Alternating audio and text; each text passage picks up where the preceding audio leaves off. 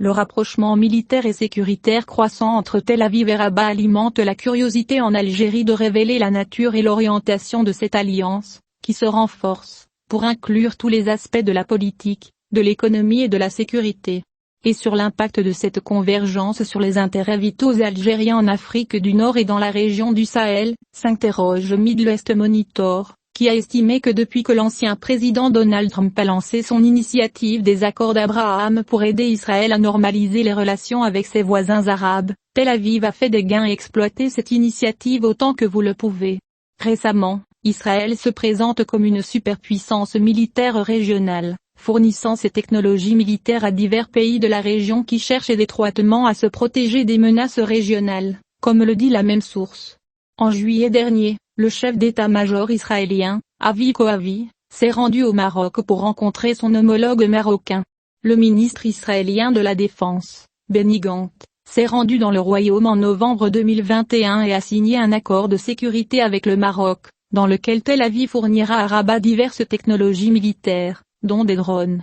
Un article d'analyse publié par Middle East Monitor note que la présence israélienne en Afrique du Nord met en colère l'Algérie, voisine orientale et ennemie jurée du Maroc. Certains observateurs estiment que la dimension militaire des relations entre Rabat et Tel Aviv rendra plus difficile tout rapprochement entre l'Algérie et le Maroc, indique le document de recherche, notant que les critiques du ministre israélien des Affaires étrangères à l'égard des relations algéro-iraniennes croissantes lors de son visite à Rabat justifient cette affaire. L'Algérie estime sans aucune justification au motif que l'expansion d'Israël dans la région sud de la Méditerranée est une menace pour sa sécurité nationale et ses intérêts vitaux. L'année dernière, à la suite d'incendies de forêt dévastateurs, l'Algérie a accusé des groupes qui, selon elle, étaient liés à Israël d'avoir délibérément allumé des incendies qui ont tué des dizaines et brûlé des centaines d'hectares de forêt, en particulier dans l'est du pays. En août de l'année dernière, quelques jours après la visite de Lapid à Rabat, l'Algérie a rompu toutes les relations diplomatiques et politiques avec le Maroc, élevant les différences avec son voisin occidental à de nouveaux sommets qui pourraient ne pas être réparés avant un certain temps. Malgré ces tensions, l'Algérie, qui accueillera le prochain sommet de la Ligue des États arabes, prévu les 1er et 2 novembre, a adressé une invitation au roi Mohammed V pour assister aux activités de ce sommet. Un émissaire algérien a remis l'invitation officielle le 27 septembre. Certains médias ont déclaré que le roi Mohammed V assisterait au sommet. Serait-ce une percée dans les relations bilatérales entre Rabat et l'Algérie? Le rapport répond qu'il est difficile de spéculer à ce sujet.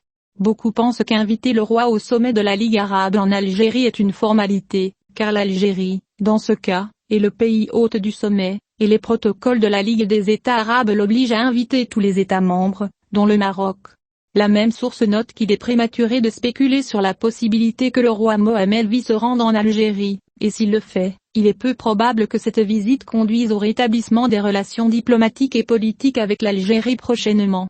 Certains considèrent l'invitation algérienne comme une lueur d'espoir, tandis que beaucoup pensent que le différend entre Rabat et l'Algérie est allé trop loin.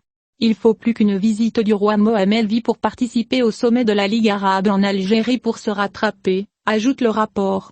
La même source souligne que l'élément le plus complexe dans les relations algéro-marocaines difficiles et ambiguës est la présence israélienne, notamment dans ses dimensions sécuritaires et militaires.